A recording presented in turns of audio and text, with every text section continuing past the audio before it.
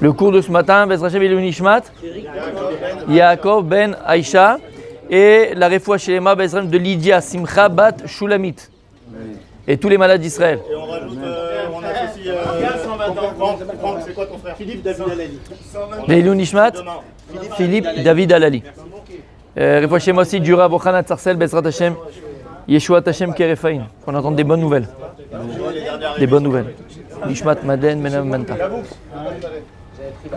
Alors les amis, d'habitude à midi, le soleil il est... on est le matin, hein, donc on est toujours dans le Shlach Kadosh. Le Shlach Kadosh dans Shara Otiot. En Shara Otiot, comme beaucoup d'autres Chachamim, il a pris les lettres de la Torah, donc le Aleph, les lettres de l'alphabet hébraïque, et à chaque lettre, il va expliquer, comme on a dit, il va expliquer une notion. Et avec le Aleph, il va parler donc, il nous parle de Emet ve'emuna, de la vérité et de la foi. Pour parler de ça, on a déjà commencé. Il s'appuie sur le chant que l'on lit vendredi soir, Igdal Elohim Chai. Le chant de Igdal Elohim Chai correspond en vérité aux 13 attributs de foi du Rambam. Maintenant, selon le Harizal, on ne le dit pas le Shabbat. Même ce chant ne le dit pas le Shabbat. Même le chant. Ouais. Selon le Harizal. Bon, on fait tous. Non, c'est selon la Kabbalah. Il y en a qui ne font pas selon la Kabbalah, selon le Pshat. D'accord? Et le Harizal, lui, il ne faut pas faire. Il dit pourquoi? Parce que Shabbat, on n'a pas besoin de faire de mention de foi. Puisque le Shabbat en tant que tel, c'est la foi. Lorsque tu prends ton verre de kidouche et tu viens et tu fais ton kidouche, qu'est-ce que tu viens faire ici? Tu viens, hein? Je sais pas, moi, c'est dans la tête, ça me saoule. Qu'est-ce que tu viens faire ici? Tu viens témoigner qu'Akadosh Baruch Hu, il a créé le monde, donc c'est des 13 attributs de foi. Donc le Harizal lui dit, on n'a pas besoin, on ne fait pas Igdal Elohim Chai le jour de Shabbat. Mais c'est d'ailleurs pour cette raison que normalement tous les jours de la semaine, à la fin de la Tfila, on doit mentionner les 13 attributs de foi. Dans les Sidurim dignes de ce nom, et dans tous les Sidurim, il y a aussi les 13 attributs de foi du Rambam. Et on les dit tous les jours. C'est quoi les 13? Alors, c'est ce qu'on dit, voilà, ce qu'on étudie en ce moment. Le premier, c'est qu'il n'y a que Dieu. Le deuxième, après, on a dit qu'il n'y a pas de corps, il n'a pas de ressemblance à un corps. Après, la quatrième, la prophétie, Véchoulé. On va le voir maintenant, la prophétie de Moshe Rabbeinu, la prophétie en général, quand on croit à la prophétie. Après, si on croit à la prophétie de Moshe Rabbeinu, qui n'a pas eu comme lui. D'accord? C'est les 13 attributs de foi qui correspondent en vérité aussi aux 13 attributs de Rachaim d'Akadosh Baruch Hu. Ils sont kshurim, ils sont liés aux 13 attributs qu'on dit tous les jours, ça dans le vidouille. Nachon? Hashem, El Rachum Vechanoun, El Rachum Vechesed, Véchoulé. Maintenant, puisque Shabbat en lui-même, on a dit, c'est une démonstration de foi, puisqu'on est là Shabbat, on est quand même à Shabbat, on est chemin à Shabbat, on montre la foi avec Akadosh Baruch Hu.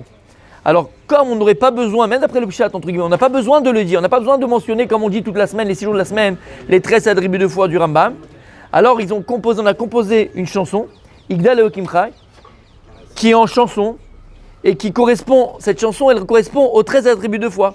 Puisqu'on dit Igdal Elohim Chai, comment elle commence? On a un bon chanteur. Hein? Nimsa venetem metziuto. Le premier c'est quoi? C'est qu'il n'y a que Dieu, il n'y a que toi Hachem. Tu es à la metziut, tu es toutes les réalités, ceux qui donnent existence à tout. Et ainsi de suite. Donc quand tu vois le chant de Igdal Elohim Chai, il a été composé en parallèle des 13 attributs de foi. Je dis ça parce qu'il y a beaucoup de personnes qui n'étaient pas là au départ. Là on est nous arrivés au 6e. Au 6e attribut. On a fini le 5e. C'était quoi le 5e? Qu'il n'y a que à prier Dieu et servir Dieu. Ce qu'on dit dans le chant. Ça c'est le 5e. On est arrivé au 6e les amis. 6e attribut de foi, c'est le passage que l'on lit. Shefa nevuato neta Noël. Anche segulato vetifarto. Shefa neta, alors qu'est-ce qu'on dit? Shefa nevuato neta Noël. L'abondance de prophétie n'est à Noël, Dieu il a donné. À qui? Anche segulato vetifarto. Pas à tout le monde. La prophétie qu'Akadosh Baruch Hu, la prophétie qu'Akadosh Baruch Hu il a donnée, il ne l'a pas donnée à tout le monde. Il a donné à Anche Segula, à des êtres à part, à des personnes qui vont se démarquer des autres. Anche Segulato vetifarto. Et c'est quoi vetifarto? Et ceux qui font resplendir la splendeur de Dieu. Entre guillemets, à qui Akadosh Baruch Hu donne sa prophétie? Toda Rabba. À qui Dieu donne sa prophétie? Aux tzadikim. Au tzadikim, à certains tzadikim, qui sont appelés Haché Segulato, Betifarto. Parce que les tzadikim, ils donnent la splendeur d'Akadosh Baruch Hu. Et il dit comme ça, donc le Rav, qu'il est ma'an tuvo mashpia shefa nevuato alish ou anashim imina adam. Akadosh Baruch Hu, on a dit pourquoi il a créé le monde. Shabbat. C'est pas mal. Pourquoi Akadosh Baruch Hu a créé le monde? Qui a fait? Bon, en vérité, on ne sait pas pourquoi. Qui peut prétendre pourquoi Dieu a créé le monde? Mais, voilà, la seule chose que nous dévoile les Chachamim, c'est le Harizal. Il nous dit parce qu'Akadosh Baruch Hu, il est entièrement tov. Il est entièrement bon. C'est de ce qu'on a dit. En lo gouf, ven lo dmut hagouf. À partir du moment où on parle de corps, on parle de changement. Quand on parle de changement, on parle d'humeur. Nous, on a une humeur qui peut être changeable. Des fois, tu es sympa, des fois, tu es rkik, des fois, tu es blit, des fois, tu es sympa. Nous, on change. Puisqu'on est un corps. Et le corps, à chaque instant, il change. Tu sais combien de kilos de peau on fabrique par an? De kilos de peau. Ah, je vous dis, là, je suis dans C'est pas sorcier à fond avec mes gosses. Donc, je suis pas un génie, mais juste j'ai vu C'est pas sorcier. Magnifique. Vous savez combien de kilos de peau? Non 35 kilos. Non, merci, voilà, super. 35 kilos de peau par an. Tu l'as remarqué? Non. Ben la peau, entre guillemets, rien ne se perd, tout, voilà, elle se décompose. Elle se décompose, mais elle n'est pas perdue parce que ça va donner autre chose après, ça va dans la nature, ça va autre part. La peau, elle s'effrite. Et il y a une nouvelle peau qui est créée. Maintenant, tu ne vois pas à l'œil humain parce que ça met beaucoup de temps et c'est un ta'alir que tu ne peux pas voir à l'œil humain. Mais scientifiquement parlant, on fabrique 35, on crée de la peau. 35 kilos de peau par an. Tu peux en revendre. C'est extraordinaire. D'accord, faire des chapeaux, faire des chaussures. Bon, ça rappelle malheureusement des mauvais souvenirs.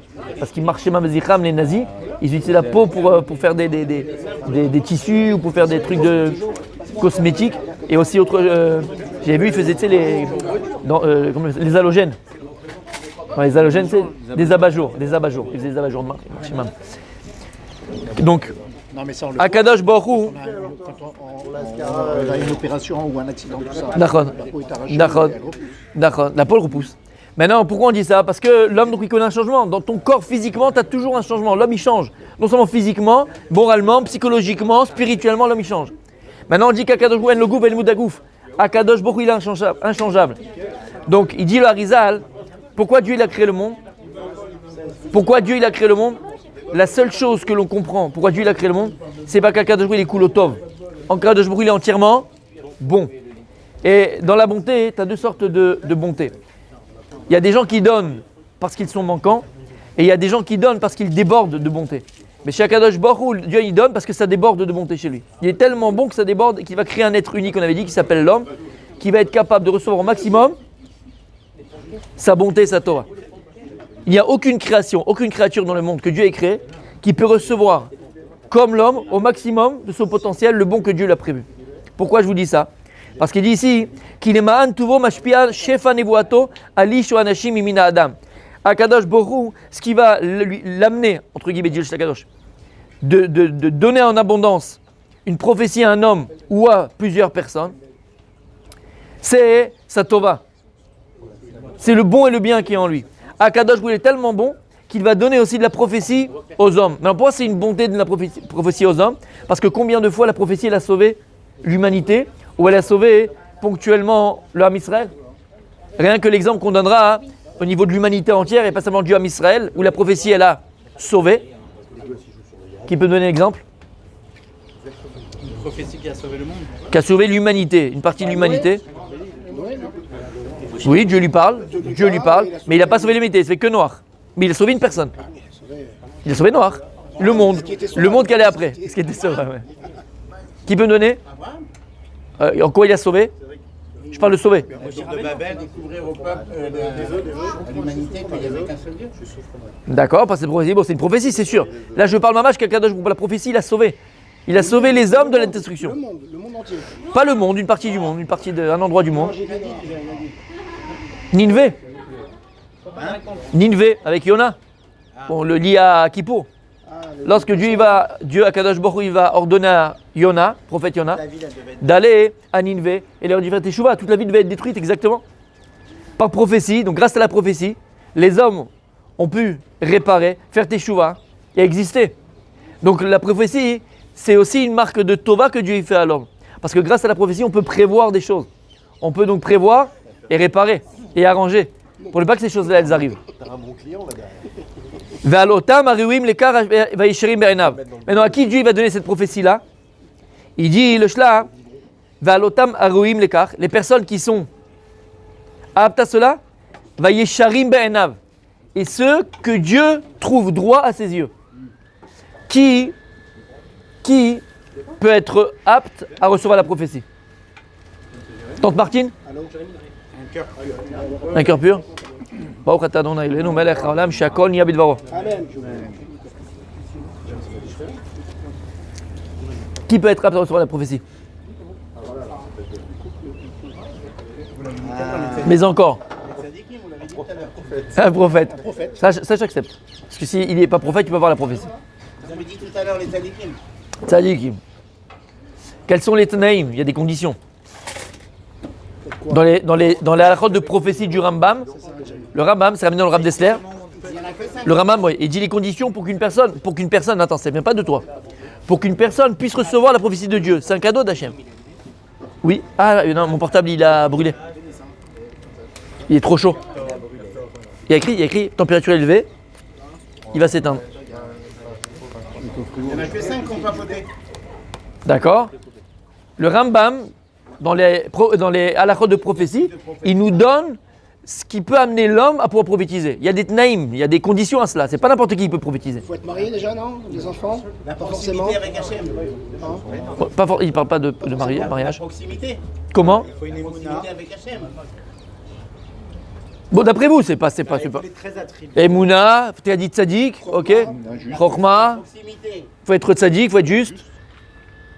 Un cœur pur, et amen. Lève taor, faut un cœur pur. C'est les 13, non? Faut pas avoir d'irourim, faut pas avoir de. C'est quelqu'un qui a jamais de mauvaise pensée. Ça toute sa vie, le gars, il est là, il est clean. Bli irourim. Vous avez tout éliminé là. Franchement, c'est pas très humain ça. Il a raison. C'est quoi qui est humain, Mickaël? C'est d'être attiré par le mauvaise pensée. Aïe, aïe, aïe, aïe, aïe, aïe, aïe, aïe, aïe. Non, mais c'est vrai, tout le travail, c'est justement de maîtriser ça. Alors, si je pourrais me permettre, bon, on va pas, mais c'est une tendance. Mais c'est pas humain. Là, quand tu dis ça, moi, comment je comprends? L'être humain, il a été créé avec ça, et son travail sur Terre, c'est de travailler sur ça. Donc, on est arrivé. Non, t'as dit c'est humain. Quand on dit c'est humain, je suis d'accord, c'est que tu dis que c'est une tendance humaine. Ouais, mais c'est pas pareil de dire c'est humain. Humain, ça veut dire que c'est comme ça et ça ne peut pas changer. C'est une tendance qu'on a. D'accord. Les prophètes sont pas On a une humains. tendance. Bien fait. C'est très vrai. Les prophètes sont pas humains, ça veut dire qu'ils ont vraiment une connotation, une âme spéciale. Non, non, ils sont humains, comme toi et moi. Ils mangent. Mais comme je vous ai dit plus d'une fois, c'est la différence entre nous et les Gdolim. Entre nous, les grands d'Israël.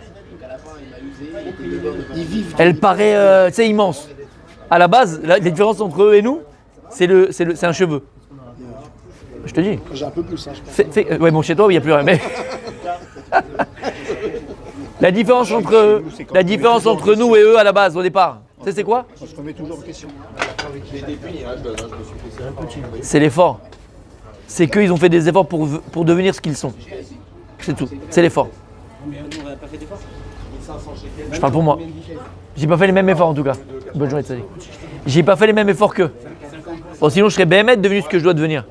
Et je suis pas encore arrivé. On se pose toujours des questions. On peut se poser des questions, mais l'effort. Il y a des capacités. Dieu nous a donné des capacités. Oui, non, oui, je suis d'accord avec toi. Comment? Bien sûr. Je suis d'accord avec toi. Comme dit le Rambam, dans Shmoné Prakim l'Arabim, dans les 8 chapitres du Rambam qui sont essentiels pour comprendre BMF beaucoup de choses, il dit le Rambam, il y a des personnes qui naissent, on va dire, avec des qualités. Monsieur, s'il vous plaît, le cours vous Il y a des intéresse pas? personnes qui viennent en ce moment-là avec des qualités que d'autres n'ont pas peut-être. D'accord? L'autre, il a un QI hyper élevé, hyper intelligent. L'autre, il a une force physique hyper intelligente. L'autre, il a une force de création hyper intelligente. Chacun vient avec des qualités innées. Ok? Maintenant, est-ce qu'Akadosh Baruch Hu, alors, il a mal fait le monde? Puisqu'il y a des gens qui sont plus intelligents que les autres, des gens qui sont plus artistiques que des autres. Il y a des gens alors quoi? Tu vas dire que Dieu, il a mal fait le monde? Non. On vient chacun avec ses capacités. D'accord? Mais il dit le Rambam, comprends bien une chose. la personne qui vient avec des qualités qui sont innées, d'accord? Il faut comprendre une chose. Zidane, pour donner un exemple de football, Zidane, quand il était petit, tous les entraîneurs qu'il a eu et tous les parents, ses parents, ils disaient qu'il avait un don. Ok? Mais le don, il dit le Rambam que Dieu te donne, si la personne, elle ne l'a pas exploité, travaillé, fait les efforts pour, Ça, rien. il disparaît. Il disparaît, ça sert à rien. Il disparaît dans le sens où tu ne l'as pas utilisé, donc il disparaît.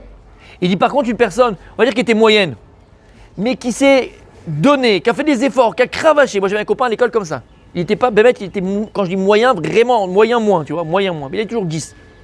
Mais à l'inverse de nous, c'est un bosseur le gars, un bosseur.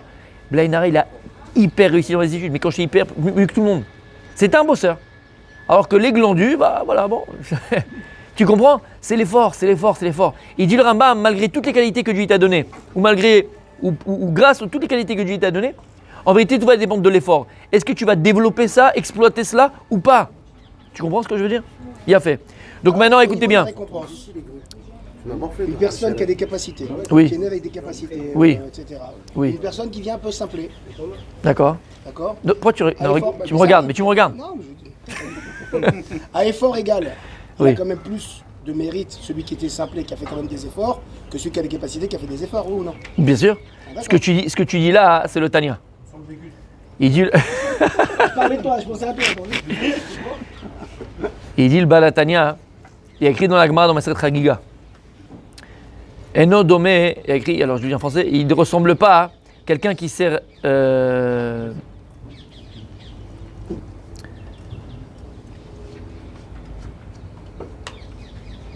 En hébreu, il va traduire. Il ne ressemble pas à quelqu'un qui revient sur son étude 101 fois que quelqu'un qui revient sur son étude 100 fois. Et la personne qui revient sur une étude 101 fois, il l'appelait tzaddik. Celui qui est quelqu'un qui sert Dieu. Et quelqu'un qui revient, qui répète son étude 100 fois, pas 101 fois, il est appelé Racha, Veno Oved Hashem. Il appelait quelqu'un qui ne sert pas Dieu. La Gemara a dit, attends, je comprends pas, c'est dur ça. 100 fois et 101 fois 100 fois et 101 fois. Pour une fois de différence, il passe de Mais l'extrême. attends, Alvaï, tu fais 100 fois déjà. D'accord? Alors, c'est quoi ces trucs que la Gemara te dit? Il ne serait pas une personne qui fait 101 fois, lui appelé tzaddik, et l'autre qui fait 100 fois, qui n'est pas appelé tzaddik. Quelle différence entre 101 fois et 100 fois? Écoutez bien ce qu'il dit le Baal HaTanya.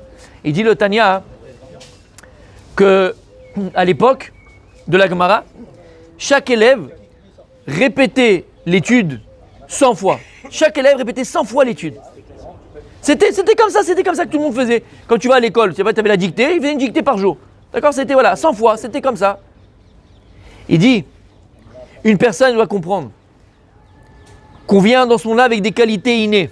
Tu viens avec comment est-ce qu'on appelle ça? C'est un procès de surprise.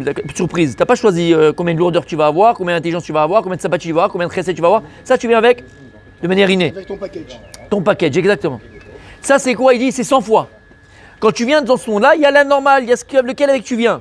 Il dit, après 120 ans, à Kadosh Baruch Hu, la question qu'il posera à chacun d'entre nous, c'est pas maintenant, est-ce que tu étais ce que j'ai créé de toi? Est-ce que tu es devenu plus que ce que tu étais? C'est que maintenant, je t'ai mis dans ce monde-là, avec un potentiel, mais le potentiel que je t'ai donné, c'est pour que tu deviennes plus que ce que tu étais. Que tu deviennes plus que ce que tu étais. Il dit, le balade, c'est pour ça qu'il écrit dans la Gemara, il ressemblerait à une personne qui a répété 101 fois que quelqu'un qui faisait 100 fois. Parce que le symbole du sang, dans la Gemara, c'est quelqu'un qui faisait qui faisait ce qu'il fallait faire, le normal. C'est-à-dire il s'est endormi sur ses lauriers. Il a juste utilisé ce que Dieu lui a donné. Mais il n'a pas fait des efforts d'être au-delà de ce qu'il était. En français, ça s'appelle se transcender. On a tous l'obligation de se transcender. Maintenant, qu'est-ce qui va me permettre de me transcender? Qu'est-ce qui va me permettre de devenir plus que ce que j'étais? Le potentiel que Dieu t'a donné à la base. C'est-à-dire, utilise ce potentiel pour devenir encore plus. Et ça, il faut des efforts. Donc, à Kadosh Baruch Hu, ce qu'il voit, il dit Balatania après 120 ans, il te dira, mais pourquoi tu n'as pas été plus que ce que je voulais que tu sois? Plus que comme je t'ai créé. Moi, je t'ai pas créé maintenant avec Baal Chesed pour que tu... C'est facile pour toi. De toute façon, non, il faut que tu fasses encore plus de Chesed. Sois encore plus dans la bonté. C'est ça que j'attends de toi, sur l'effort. À Kadosh Baruch Hu, il juge une personne sur l'effort, tout le temps. Et c'est ce qu'il dit le Raman. Chavetz Chaim. Vous savez qu'avant l'étude de la Gemara, avant l'étude de la Gemara, il y a une petite fila qu'on doit prononcer. Vous la connaissez? Non? Vous ne faites pas? Ah, non, les amis? C'est vrai que j'aurais dû vous le dire depuis le départ. Moi, je la fais tout seul. Mais maintenant, on va le faire si Dieu veut ensemble. Avant d'étudier le matin, dans chaque Gemarot, normalement. Avant de commencer l'étude de la Gemara, quand on rentre au Beth Midrash, il y a une bracha à faire. On demande à Hachem qu'on ne fasse pas d'erreur dans la compréhension, qu'on ne fasse pas d'erreur dans la halakha, que je puisse réjouir mes chaverim d'études par l'étude qu'on va avoir, que je ne rends pas quelque chose de tamé taor, quelque chose de taor tamé, d'impur, de pur et de pur impur, que je ne permette pas quelque chose d'interdit, que je n'interdis pas quelque chose de permis. On demande tout ça à Kadosh Baruch Hu. Et on demande à Dieu qui nous... Non, ça va, c'est bien. Ouais, il va dire ma femme où tu étais. D'accord. Et que Dieu il nous éclaire les yeux pour comprendre sa Torah Akdosha. Ça, on va le voir, c'est maintenant dans la série de Brachot. Ce passage-là, c'est dans la série de Brachot. Les Tanaïm, avant d'étudier, ils amenaient une petite fila, ils faisaient une fila. Maintenant, quand on sort aussi, et on a fini l'étude, il y a aussi une prière à faire. Et regardez ce qu'on dit. Modéani lefanecha, Hashem Elokav Elokav Otai. Je te remercie, Akadosh Baruch Hu. Mon Dieu est le Dieu de mes pères. C'est Samta Chelki Meshve Bet Midrash, que tu as donné ma part entre ceux, parmi ceux qui s'assoient dans la maison d'études. Merci, Akadosh Baruch Hu. Quand j'avais le collège à Yerushalayim, je disais à mes abrichim au moins une fois par semaine. Parce qu'il fallait avoir conscience de ça. C'est un mérite, c'est un srout. Quand tu viens le matin après la tfila, vous faites ce que vous faites maintenant là. Et vous asseyez, étudiez, vous avez 1 heure de votre journée, 1h30 de ta journée, 2 heures de ta journée, chacun comme il peut, une demi-heure, un quart d'heure. Tu fais pas du bien à Dieu. Hein. C'est pas à Kadosh Baruch que tu fais du bien. À qui tu fais du bien? À toi. À toi. Parce que par la Torah que tu vas étudier, elle va te transformer de l'intérieur. Tu vas penser différemment, parler différemment, agir différemment. Alors on dit à Kadosh Baruch qu'on a fini l'étude. Merci à Kadosh Baruch ce mérite-là d'avoir pu être assis au Beth Midrash, puis étudier au Beth Midrash. Velo samta chelki meshve kranot, et que tu n'as pas donné ma place parmi les gens qui perdent leur temps. Et regarde ce qu'il y a écrit. Shani mashkim et mashkimim.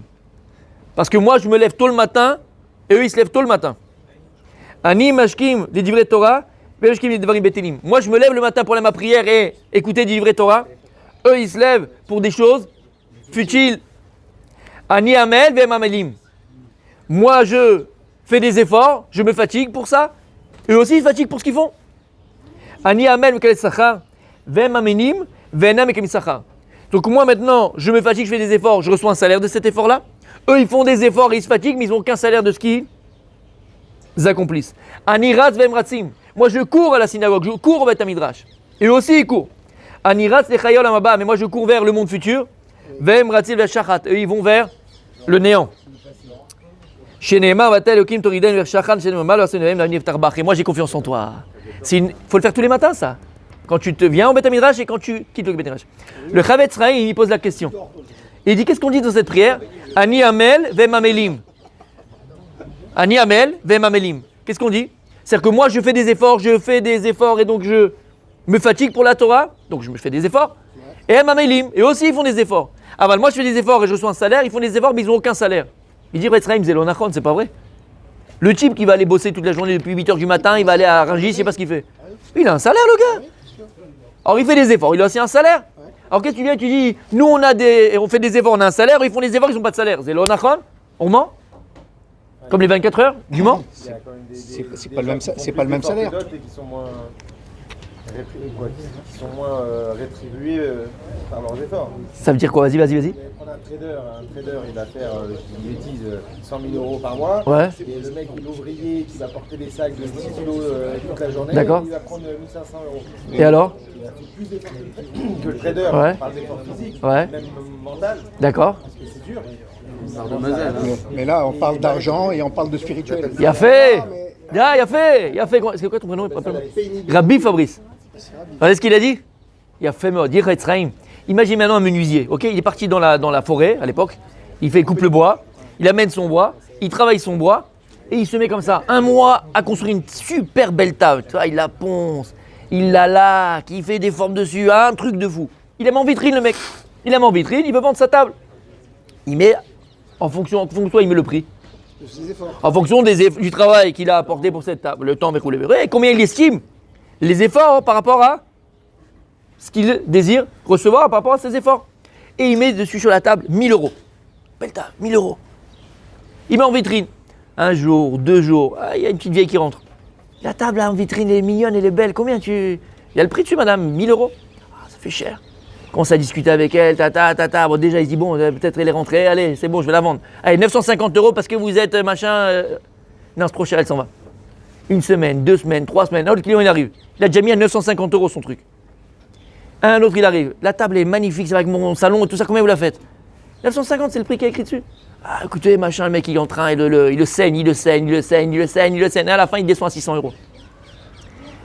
Combien lui, il avait dans sa tête, espéré recevoir en fonction de l'effort qu'il avait mis sur cette table? 1000 euros. À la fin, combien il reçoit? 600. Il a perdu 400. D'accord? Il dit, c'est exactement ça. Eux, ils travaillent, mais très souvent, ce que tu reçois, c'est pas forcément en fonction de l'effort que tu as estimé, toi. Combien tu devais recevoir en fonction de l'effort que tu as attribué. Dans la Torah, dans l'étude de la Torah, c'est pas comme ça, il dit.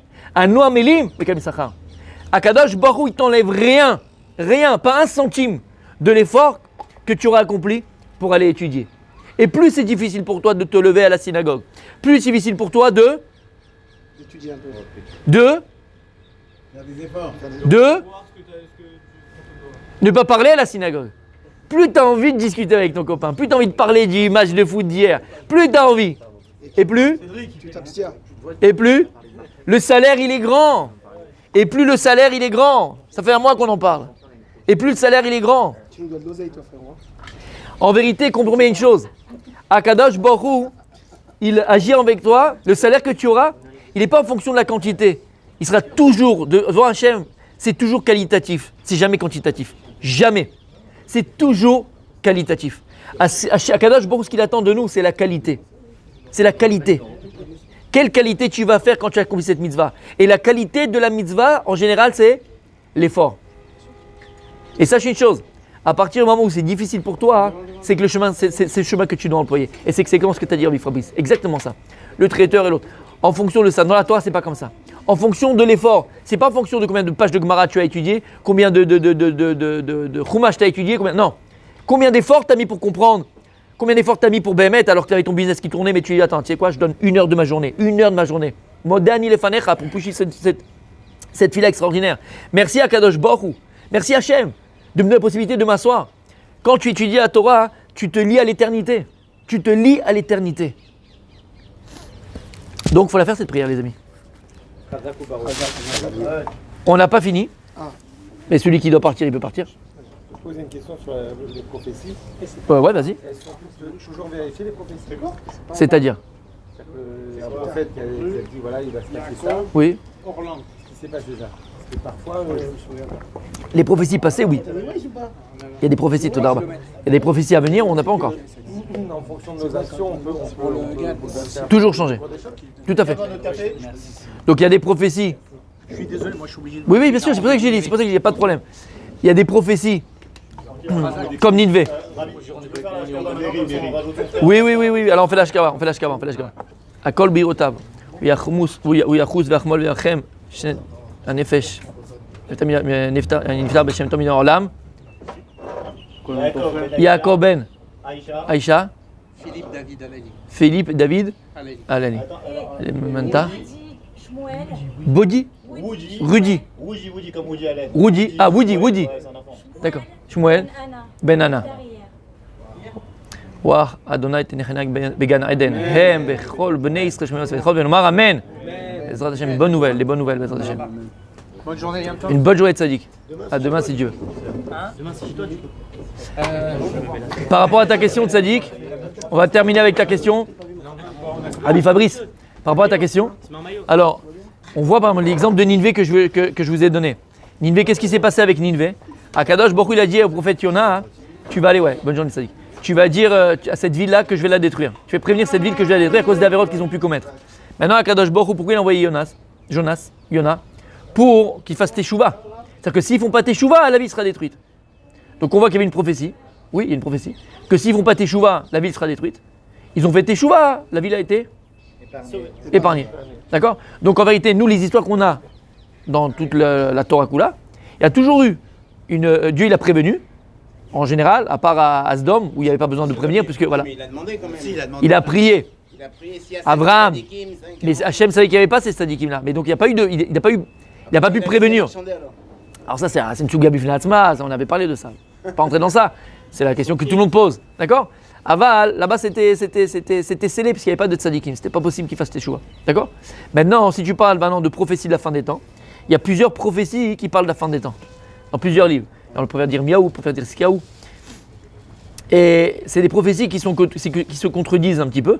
Parce qu'il y a deux sortes de prophéties. Une prophétie qui parle où Hachem Ishmor, chez l'Andeda, et je suis certain que ça ne se passera pas comme ça, enfin j'espère surtout, parce que qui on est pour dire que ça se passera pas, mais en tout cas on espère, où ça sera très difficile, très compliqué pour l'âme Israël. Et il y a une autre prophétie qui parle où on sera juste des acteurs et on mangera du popcorn. Spielberg, on rigolera, un peu spectateur exactement, et c'est même un peu beaucoup ce qui s'est passé à chaque fois dans les guerres avec Gaza ou avec Saddam Hussein en 90. On était spectateurs, on avait vécu des miracles extraordinaires. Moi je me rappelle, il y avait un truc qui m'avait frappé quand c'était, je crois, Tsuketan ou la première ou le deuxième, je ne me rappelle plus. Les gars ils étaient à Tel Aviv au restaurant, et puis vous voyez les trucs de Haza, et comment ça s'appelle ça Non, les antimissiles là, pas patriotes là, ceux-là maintenant là. Dôme de fer. Le dôme de fer là, comme ça, paf, et les gars ils étaient là, c'était un spectacle. Je dis mais c'est où tu vois un truc pareil?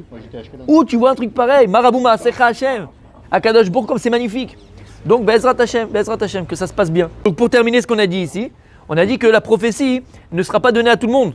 Et là, des gens qui sont aptes de recevoir cette prophétie. Donc on a dit quelqu'un qui a un cœur pur, quelqu'un qui a toujours des Irurim Tovim, toujours des bonnes pensées roulées.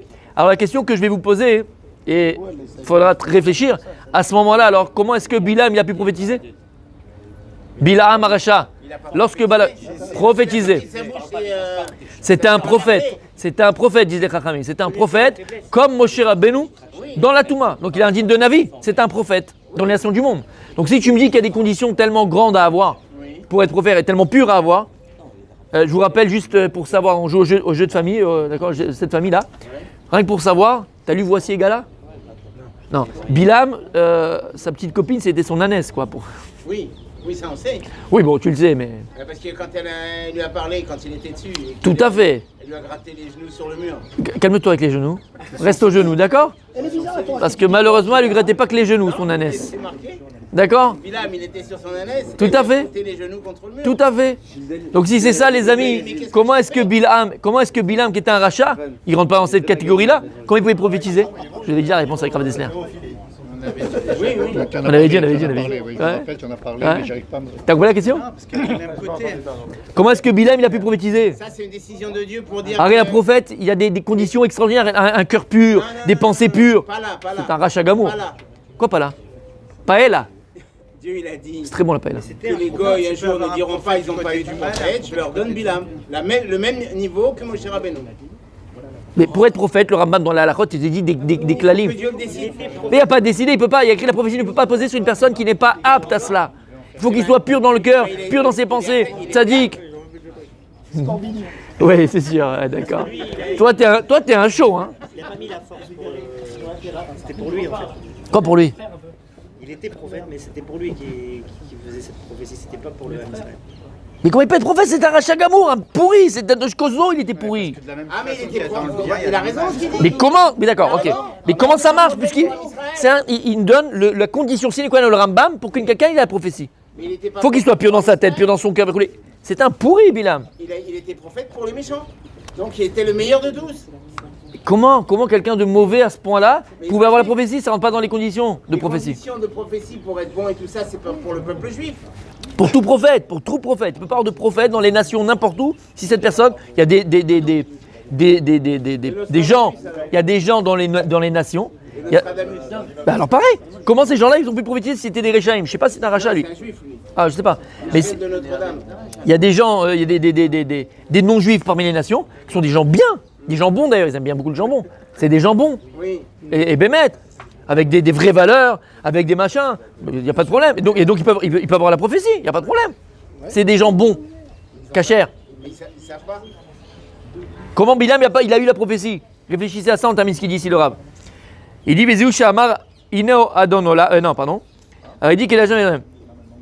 Et il dit Ve'alotam ha're'uim lekar ve'asharim be'enav, kedei le'asher mina enoshi, bedere asher ilchuba ve'et ha'maaseh asher yasun. Et donc il donne, le Shla il dit pourquoi il donne la prophétie à des hommes? Parce que c'est ce que j'ai dit au départ, Akadou likulotov. Et donc Dieu va donner la prophétie à des hommes pour que l'humanité, les personnes, puissent revenir dans le bon chemin et réparer les erreurs qu'elles ont pu commettre. Donc c'est un chesed d'Hachem. Ça fait partie du 6e. C'est le 6e attribut de foi, de croire en la prophétie. Il est venu réparer quoi, lui? Rajoute sur la question, rajoute. Tu n'en reviens pas ce soir, c'est pas mon problème. Rajoute. Peut-être que ça revient à ce qu'on a parlé au départ. On continuera demain. On a un potentiel.